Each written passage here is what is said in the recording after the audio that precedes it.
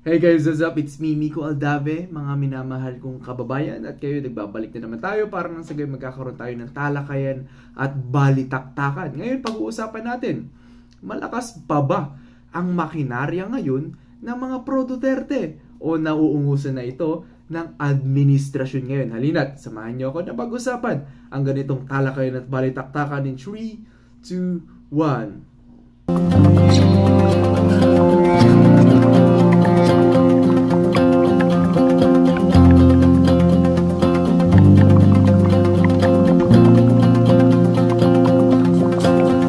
Ito po si Miko Aldave, ating ipaglalaban ng tama at lalabanan ng mali.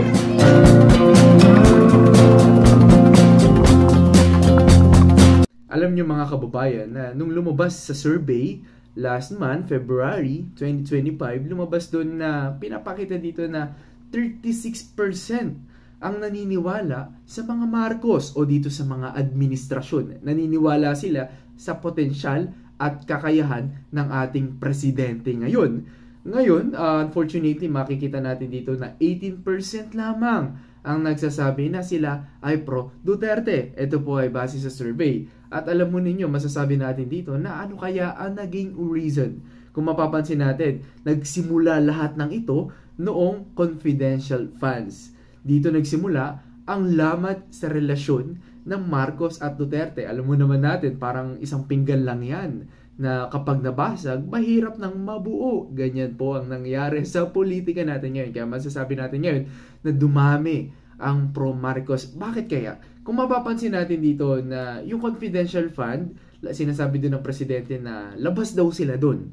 No? So, ang side naman dito ng ating vice-presidente na si Sara Duterte ay pinagbibintangan niya, sinabay niyang tambaluslos ang ating speaker na si Martin Romualdez sapagkat ang kanyang confidential fund daw ay kinakat, pinuputol daw, tinatapyasan ang budget ng OVP. At kaya ngayon masasabi natin dito na dito na nagsimula hanggang sa itong pumasok ang kanyang ama, ang former president ng Pilipinas, ang 16th President of the Republic of the Philippines na si Rodrigo Duterte, tinira niya ngayon. Doon na nagsimula na tawaging bangag di umano ni Rodrigo Duterte etong si President Marcos Jr. At doon na nagsimula lahat. Hanggang alam nyo nung tinawag, nung kinikriticize ng ating former president, si PBBM, nandun pa si Sara Duterte sa gabinete as DepEd Secretary. Pero masasabi natin dito, noong sinasabi ng mga payo ng mga malapit sa presidente, talagang tinitira itong si Sara Duterte. Mahiya ka naman. Bakit nandyan ka pa rin sa pwesto?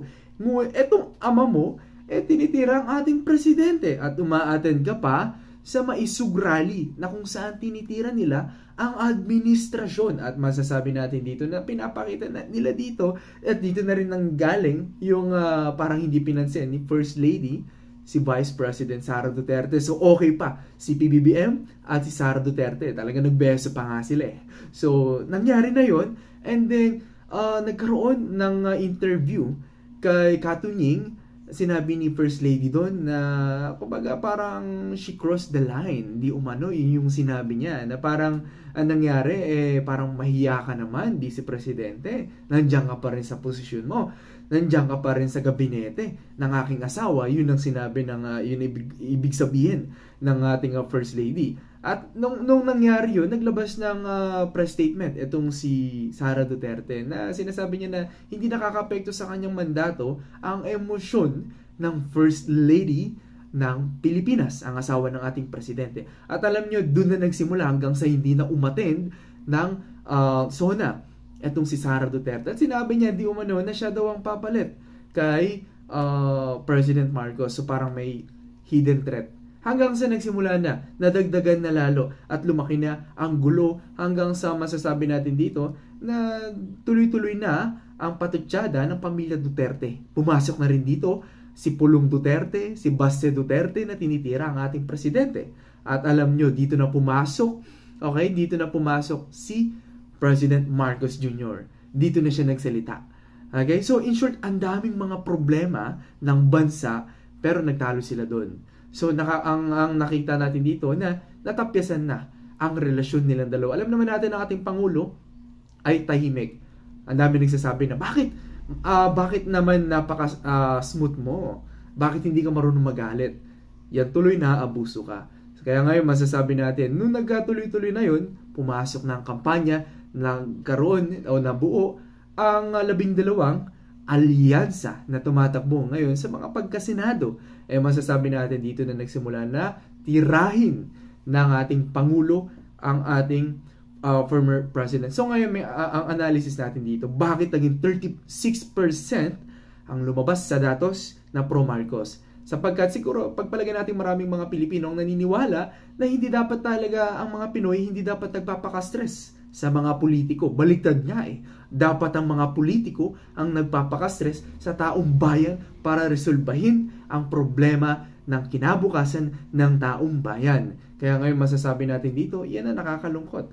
Siguro ang pananaw ng 36% na mga Pinoy na dapat pagkakaisa pa rin, dapat buhay pa rin yung pagkakaisa. Hindi dapat tayo nagpapaka-stress dito sa bangayan ng dalawang pamilya na hindi naman nakakatulong sa kinabukasan ng Pilipinas. At sinasabi dito na kapag mayroong political crisis, ang mga investors natin mawawala sa Pilipinas. Dahil alam naman natin na nakakapagbuo ng trabaho para sa kinabukasan ng ating mga empleyado. At alam naman natin ngayon, bakit kaya 18% lang ang lumabas sa survey dito kay Sara Duterte. Ang naniniwala mga maka-Duterte pa rin o mga solid Duterte pa rin o yung mga DDS diehard, Duterte diehard supporter na mga natira pa rin. Masasabi natin ngayon na bakit kaya maingay sila sa social media ngayon. Pero sa survey mismo, dun mismo sa grounds, parang bagsak sila. There is something wrong. So, masasabi natin dito na dumami ang trolls, dumami ang bayaran, na gusto nilang ipakita na malakas pa rin ang mga maka-Duterte. Pero kung pupunta tayo sa grounds mismo, sa baba mismo, na kung papakinggan natin ang daing ng ating mga kababayan, hindi politika. Kinabukasan nila pagkain, trabaho, pabahay. Ang tanong palagi o ang mga concern palagi ng ating mga kababayan. So, masasabi natin ngayon na bakit ganoon ang nangyayari sa politika dito sa Pilipinas. So, ngayon, ang mapapayong maibibigay natin dito na dapat ang mga politiko natin nagpapaka-stress para ayusin ang problema ng Pilipinas. Hindi tayo mismo ang makikipag-away sa mga iba't ibang supporters para i-defend sila. Naniniwala tayo na once na dinefend natin sila, hindi interest natin ang mananaig. Ang mananaig dito, ang interest ng mga politiko na ipinagtatanggol natin.